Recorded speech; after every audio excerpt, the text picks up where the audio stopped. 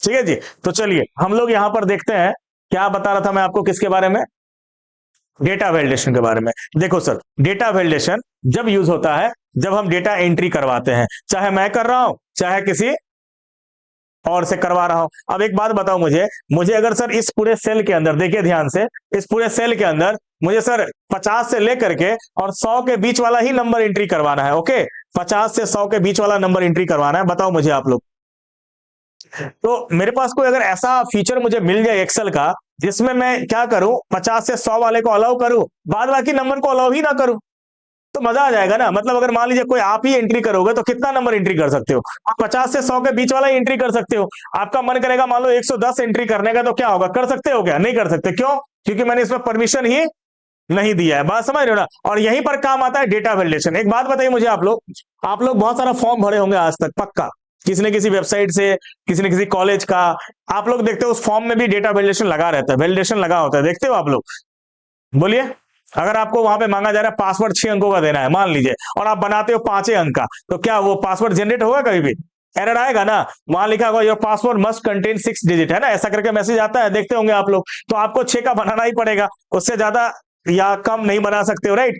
ज्यादा बना सकते हो बात की बात है, अगर परमिशन है तब। लेकिन इस तरीके से वो जो आप यूजर, अच्छा कई बार आप कॉलेज का ड्रॉप डाउन सिलेक्ट करते हो कॉलेज में से, तो आपके पास गिने चुने 10 कॉलेज का लिस्ट आता है, क्या 11वां अपने मन से लिख सकते हो वहां पर? नहीं, आपको उसी में से सिलेक्ट करना पड़ता है। तो वो सब वैलिडेशन लगा के रखता है ताकि यूजर जो फॉर्म भर रहा है वो अपने मन से कुछ भी एंट्री ना करे। अब देखो ना सर, यहीं पर मैंने क्या किया, 50 से 100 के बीच में मैं कैसे कर रहा हूं, देखो डेटा टाइप में जाऊंगा, यहां पर मैं टेक्स्ट टू कॉलम का यूज करूंगा, सॉरी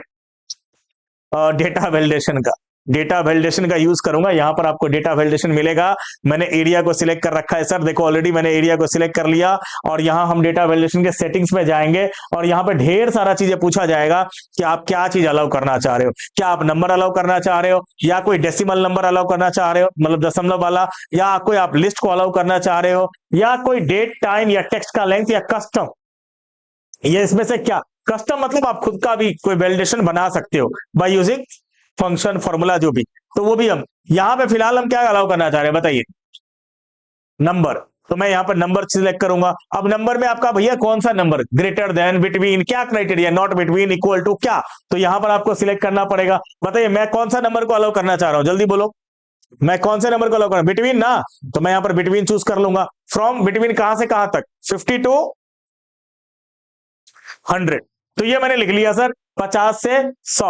ओके, तो ये आपका मेन सेटिंग वाला टैब जो आप देख रहे हो ना, यहां पर मेन यही था सेटिंग करना। देखो यहां पर अब एक्सेल को पता चल चुका है उस रेंज के अंदर, जो आपने रेंज को सिलेक्ट कर रखा है ना, उस रेंज के अंदर आपने अलाउ किया क्या चीज, only only numbers between 50 to 100, that's it. और इसके बाद अगर आप देना चाहते हो इनपुट मैसेज और एरर अलर्ट, देख रहे हो यहां पर इनपुट मैसेज और एरर अलर्ट का मतलब क्या हो गया। इनपुट मैसेज का मतलब पहले बता देता हूं, देखो अगर कोई बंदा मान लो एंट्री करते करते यहां पर आता है, तो जैसे कोई डेटा इनपुट करेगा तो उसको एक मैसेज मिलना चाहिए।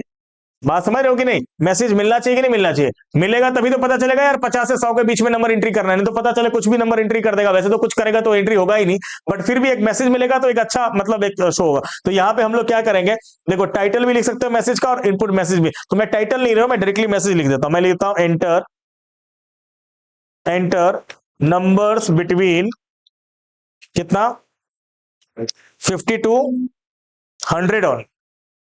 ओके, तो इस तरीके से मैंने क्या किया यहाँ पर, मैंने मैसेज एक टाइप कर दिया है। और एक और चीज है, देखो एरर।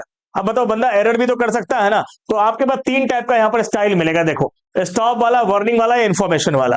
तो अगर आप स्टॉप वाला यूज करते हो ना, अगर आप एरर अलर्ट का अगर आप स्टाइल स्टॉप यूज करोगे, तो बंदा क्या होगा, मतलब अगर गलत एंट्री करेगा, एरर करेगा, तो आगे ही नहीं बढ़ पाएगा। आप लोग तीनों यूज करके देख लीजिएगा, कुछ में मैसेज आएगा, कुछ में वार्निंग आएगा, आगे भी बढ़ सकता है, कुछ में यस या नो का ऑप्शन आएगा, वो सब आएगा, देख लेना आप लोग करके। यहां देखिए टाइटल और इसका भी एरर मैसेज का बॉक्स दिया हुआ है, इसमें भी आप अपना खुद का मैसेज बना सकते हो। अगर मान लो ये मैसेज कब आएगा, जब कोई गलत करेगा तब, तो आप अपना लिख लो, the number you entered is invalid, ऐसे करके कुछ भी लिख दो। या नहीं तो हम लिख देते हैं जो नंबर, हिंदी में लिख देते हैं, जो नंबर आप एंटर कर रहे हैं वो क्या है, गलत है, कृपया क्या करो, सही नंबर एंटर करो। ओके, तो आप कुछ भी अपना खुद का मैसेज लिख करके ओके कर दोगे। Now done, data validation done हो गया सर। अब आपने ओके कर दिया। मेन इंपॉर्टेंट क्या था, सेटिंग वाला टैब, जहां पर आपने मेन सेटिंग किया। अब यहां देखो सर, यहां देखो, मैं जहां भी सेल में जा रहा हूं, एक मेरे पास ना एक बॉक्स बनता हुआ आ रहा है, मैसेज बॉक्स, देख रहे हो, लिखा हुआ है क्या, एंटर नंबर्स बिटवीन 52। और ये मैसेज बॉक्स शो कर रहा है कि भाई मुझे ना नंबर 50 से 100 के बीच में ही लिखना है। लेकिन एक बात बताओ यार, मैं यहां पे क्लिक कर रहा हूं, यहां पे कुछ नहीं आ रहा है, यहां पे कुछ नहीं आ रहा, मतलब यहां पे डेटा वैलिडेशन का प्रयोग नहीं हुआ है। यहां अगर मान लीजिए मैं नंबर लिखता हूं 200, क्या ये ले लेगा? नहीं लेगा। कहा प्रतीक, कहां हो आप? हेलो। 200 नंबर मैं इधर लिख रहा हूं, यहां पे लिख रहा हूं, जहां पे डेटा वैलिडेशन लगा ही नहीं है, तो लेगा ना, क्योंकि मैंने यहां पर डेटा वैलिडेशन यूज ही नहीं किया है। लेकिन यही देखो यहां पर, क्या यहां पर लेगा? यहां नहीं लेगा। यहां देखो, जैसे मैं लिखता हूं 150, ये क्या आ रहा है, जो नंबर आप एंटर कर रहे हैं वो गलत है, कृपया सही नंबर एंटर करें। ये देख रहे हो, ये लेगा ही नहीं। क्यों नहीं लेगा? क्योंकि मैंने यहां पर डेटा वैलिडेशन लगाया है, और ये मेरे लिए एक प्रकार का इनवैलिड डेटा है, जो मैं यहां पर कभी नहीं कर सकता। मैं रिट्राई करूंगा, यहां पर मैं दूसरा नंबर लिखता हूं 60, क्या ये ले लेगा? ले लेगा सर, देखिए 60 ले लेगा, 90 ले लेगा, 105 नहीं सर, कभी भी नहीं लेगा। कम भी लिखूंगा, जैसे मैंने लिखा 40, तो 40 मिलेगा, क्योंकि 50 से 100 वाले में नंबर ही एंट्री मुझे करवाना है। समझ में आ रहा है डेटा वैलिडेशन का यूज क्यों करते हैं? यूज बताइए तो, क्यों करता होगा कोई भला यूज डेटा वैलिडेशन का, बताओ जल्दी से। इसीलिए कि आपको पहले से अगर मालूम है कि क्या मुझे डेटा एंट्री करवाना है, तो आप क्या करो, डेटा वैलिडेशन सेट कर दो उस एरिया में, उस जगह पर, ताकि कोई भी एंट्री करे तो वो ही चीज एंट्री हो जो आपने अलाउ किया, बाद बाकी अलाउ हो ही ना। समझ रहे हो ना बात? तो यही मेन यूज होता है डेटा वैलिडेशन का। ओके, अब आप इसमें जो चीजें दिया हुआ है ना, आप लोग खुद से एक बार करके देखोगे तो और ज्यादा पता चलेगा। देखो, अगर आप यहाँ पे एरिया सिलेक्ट करते हो, और मान लीजिए सर मैं ना इसमें, अच्छा चलो मैं लिस्ट वाला एक सिलेक्ट करता हूं।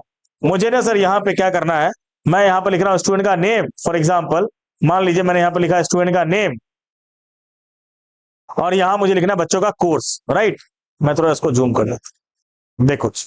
तो मैं एक डेटा एंट्री करवाऊंगा जिसमें बच्चों का नाम लिखवाऊंगा, और यहां पर क्या लिखवाऊंगा सर, कोर्स लिखवाऊंगा। अब देखिए, मुझे पता है कि मेरे पास गिने चुने 5 कोर्स है, फॉर एग्जांपल मान लो 5 कोर्स है आपके पास, और आप नहीं चाहते हो कि जो बंदा यहां पर एंट्री करे वो कोई छठवां कोर्स गलती से ऐड कर दे। आपको पहले से मालूम है कि मेरे पास कितने लिस्ट है, 5 कोर्स का लिस्ट 5 है। तो आपको जहां तक एंट्री करवाना है, जहां तक उस एरिया पूरे रेंज को क्या करोगे, आप सिलेक्ट कर लोगे, एंड देन उसके बाद आप क्या करोगे बताइए, डेटा टैब में जाओगे, डेटा वैलिडेशन पे क्लिक करोगे, एंड नाउ यहां पर आप सेटिंग में जाके क्या अलाउ करोगे बताइए, यहां पर आप क्या लोगे, लिस्ट।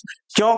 क्योंकि सर हम लिस्ट को अलाउ करने जा रहे हैं। कौन से लिस्ट को अलाउ करने जा रहे हो, यहां पर आप सोर्स दे दो, या तो आप यहां पर कोई लिस्ट आपके पास बना हुआ है पहले से एक्सेल के सेल में कहीं पर बना हुआ है, तो उसका भी रेफरेंस दे सकते हो। मान लीजिए मेरे को इसी शीट के बगल में किसी और शीट पर वो लिस्ट अगर बना होता तो मैं उसका रेफरेंस दे सकता हूं आराम से। तो क्या होगा, वो लिस्ट के सोर्स में ऐड हो जाएगा, और इसका मतलब वो ड्रॉप डाउन बन जाएगा मेरे कोर्स वाला में। और नहीं है तो आप यहाँ पर सोर्स में क्या कर सकते हो, टाइप भी कर सकते हो। जैसे मैं यहाँ पर लिखता हूँ CCA, DCA, DTP, है ना, इस तरीके से मैंने लिख दिया, टैली, है ना, ओके, हार्डवेयर।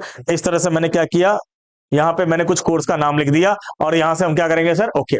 जैसे आप ओके करोगे तो ये देखो सर, हमारा क्या हुआ, स्टूडेंट नेम के आगे जो कोर्स वाला आपका सेल है, इसमें आप देखोगे तो यहाँ पे देखो ड्रॉप डाउन आ चुका है, और इसमें गिने चुने वही कोर्सेज है जो आपने डेटा वैलिडेशन में अलाउ किया है। यहाँ DTP लिख सकता है बंदा, यहाँ पे नाम एंट्री कर सकता है, दूसरे बच्चे का कोर्स यहाँ पे फिर DCA सिलेक्ट कर सकता है, जो भी उसका कोर्स होगा, राइट। यहाँ दोबारा कोई DTP कर सकता है, लेकिन उसका मन करेगा यहाँ पर मैं कुछ और कर दूं, DFA कर दूं, DFA कर देता हूं। ये देखो मैंने लिखा DFA, मैंने मैनुअली टाइप किया, यहाँ पर एंटर मारा, देखो ये नहीं आएगा, हालांकि हमने इसमें एरर अलर्ट नहीं टाइप किया था। ये देखो, तो this value does not match the data validation restriction defined for this cell, आ रहा है ना मैसेज। तो आप ये मैसेज खैर अपना खुद का भी बना सकते हो, बात की बात है, लेकिन आपको ये तो क्लियर हो गया होगा कि जो चीज मुझे पहले से पता है, जो मैं अलाउ करना चाह रहा हूं, वही मैं डेटा वैलिडेशन में ऐड कर दूंगा, ताकि गलती होने का संभावना कम हो।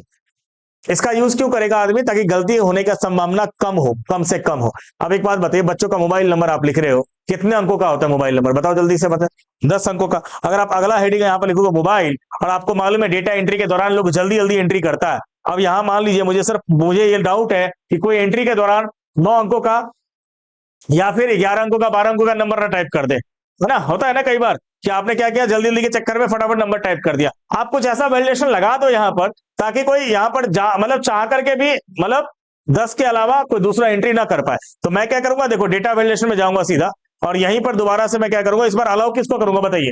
ना तो मेरे पास कोई नंबर है, ना कोई, मेरे पास टेक्स्ट का लेंथ है, देखो यहाँ टेक्स्ट का लेंथ, और टेक्स्ट के लेंथ में मैं क्राइटेरिया क्या ले लूंगा बताओ, इक्वल टू ही सटीक क्राइटेरिया लूंगा, और लेंथ कितना रख दूंगा मैं यहाँ पर 10 10 लिख करके और ओके करने पर यहां पर क्या होगा, ये देखो इसमें सभी सेल के अंदर टेक्स्ट का लेंथ कितना रहेगा, 10 ही रहेगा। देखो अगर आप मोबाइल नंबर लिख रहे हो 1 2 3 4, सॉरी मोबाइल नंबर थोड़ा सा 1 2 3 4 5 6 7 8 9 10 ये ले लेगा ना। लेकिन यहां देखिए 1 2 3 4 5 6 7 8 9 9 मोबाइल नंबर, 9 डिजिट का मैं नंबर दे रहा हूं, मानूंगा ये देखो नहीं लेगा। क्यों? क्योंकि के अंदर मैंने वैलिडेशन लगा रखा है, डेटा वैलिडेशन लगा रखा है कि भाई इसमें जो है टेक्स्ट का लेंथ कितना होना चाहिए, 10 होना चाहिए, 10 से ज्यादा भी नहीं होना चाहिए और ना ही कम होना चाहिए, इक्वल टू मैंने लिखा हुआ है, राइट। सो आई थिंक आप डेटा वैलिडेशन को यूज करके देखना और भी जो इसके अंदर फीचर्स है उसको यूज करके देखना, चूंकि